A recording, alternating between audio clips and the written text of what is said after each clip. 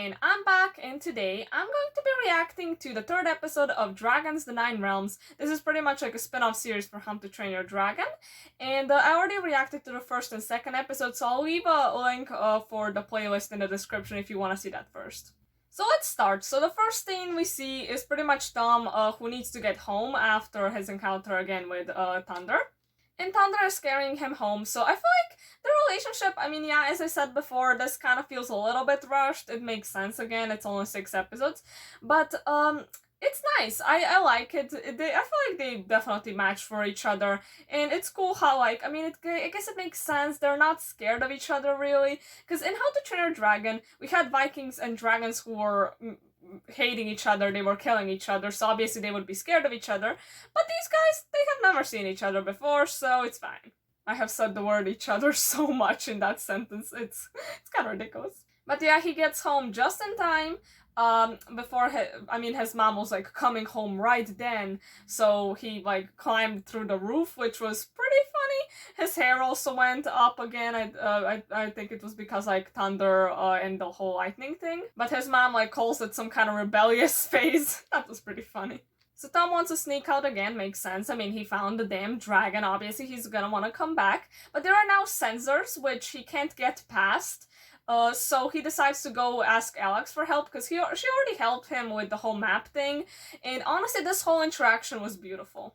Alex is so awkward, and just her conversations with her are so interesting because she has such a weird way of approaching people, but it's nice that she actually wants to approach them. It's not that she's just completely shy and scared to talk to people. And honestly, I feel like these guys have already a fine friendship. They haven't talked much, but I mean, they get along, so that was pretty fun. So yeah, she decided to help him, even though at first she was like, I shouldn't, I'll get in trouble, but you know what, fine, just give me your phone before I change my mind. So June decides to follow Tom again, because last time she lost him, which again parallels from How to Train a Dragon, and she actually finds him right before he was entering the cave, so she outsmarted him. It was a pretty nice scene. I like the friendship between these two. I really don't know anymore. Are they supposed to like end up together on the end of this or something? I personally would say I don't want that, but as long as their characters don't get destroyed, as long as June doesn't become a boring girl like Astrid did, then I'm fine. But yeah, she pretty much refuses to leave, and she's like, yep, I figured it out, you're going in that cave, I'm gonna go first. So she goes in there, and meets Thunder. So it was a pretty hilarious scene. I mean, Shoja thought Thunder was gonna like eat Tom or something, which, I mean, reasonable to think. I mean, Thunder literally jumped on Tom, but it was okay.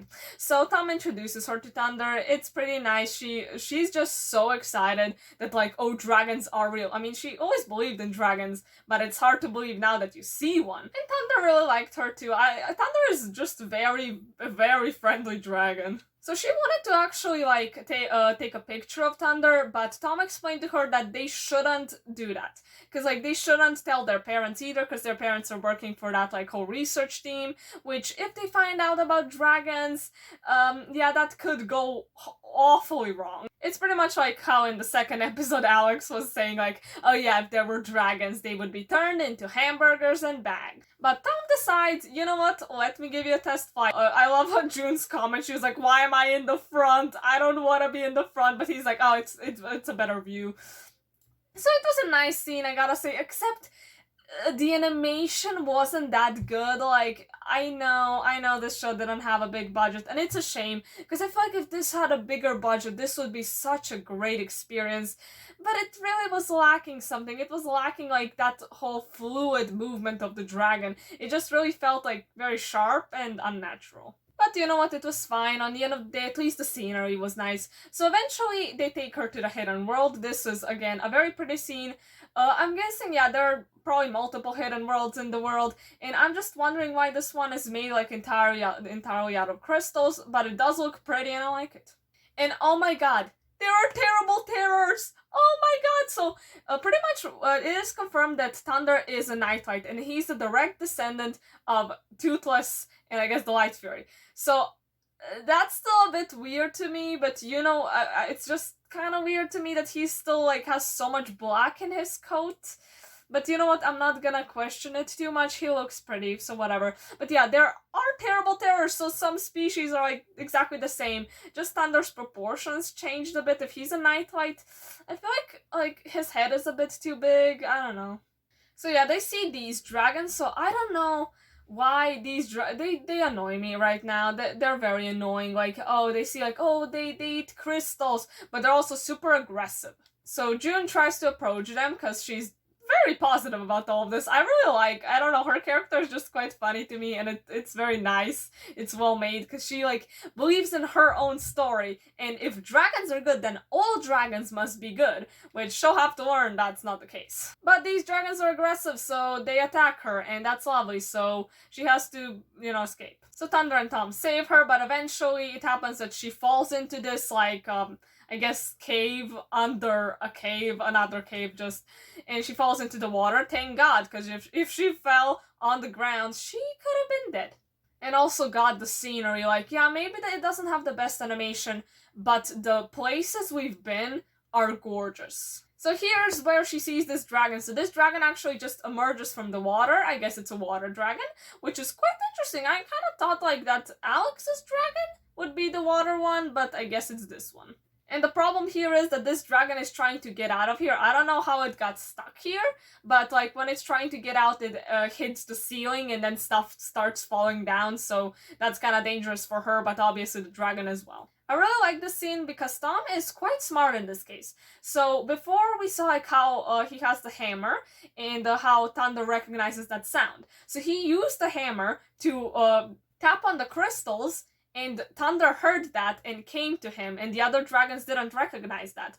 So they find out where June is, and they want to just like get her out, but June is like, yeah, that's too dangerous, we could all just die because this thing could collapse. I'll just have to tame this dragon. Oh, she's just like, I'm just gonna have to tame this dragon, let's go. She thought the right way to tame this dragon would be to just be the boss, like command it, but obviously that didn't work. So this is very interesting. This dragon has such an interesting power. Because it has two heads, obviously they have to work together to create something. So the blue head spits out like, I guess, cold air, and it made like the thing that she was standing on very cold, and then the other one, after that spit like a lot of warm, I guess, I don't know what that is, maybe air, maybe water or something, but then the thing freaking broke apart because, like, I guess out of the pressure, and that is so cool. We haven't seen that yet. I like the originality. So because she believes in all those stories about dragons, one of them obviously is the dragon's like treasure, so she offers it its necklace, which doesn't really work out. The blue one just like eats it.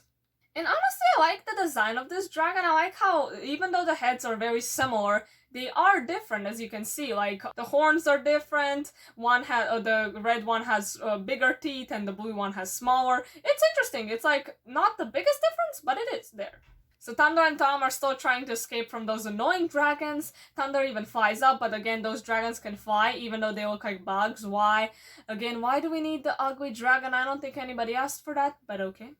And even Thunder's lightning doesn't work on them, so that's annoying. June gets bullied by the dragon. It's kind of funny. She was just being thrown around. She fell into the water again.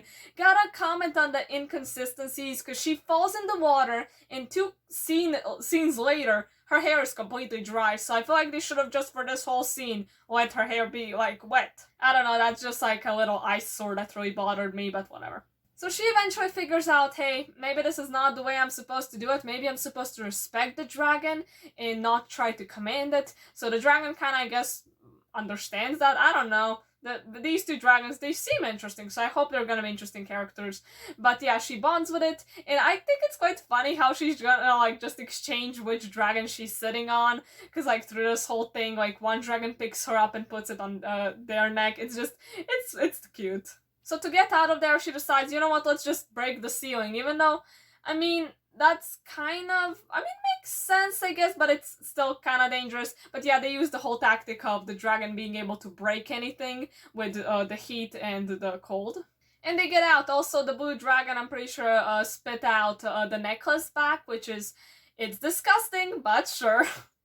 And yeah, they managed to shake off the bug dragons. But also, we get another thing presented to us, which is, what the hell made this hole? that like the dragons start being all aggressive about it, and also I guess that's gonna be a mystery for another day. But yeah, that's pretty much it. I hope you enjoyed this video, and bye.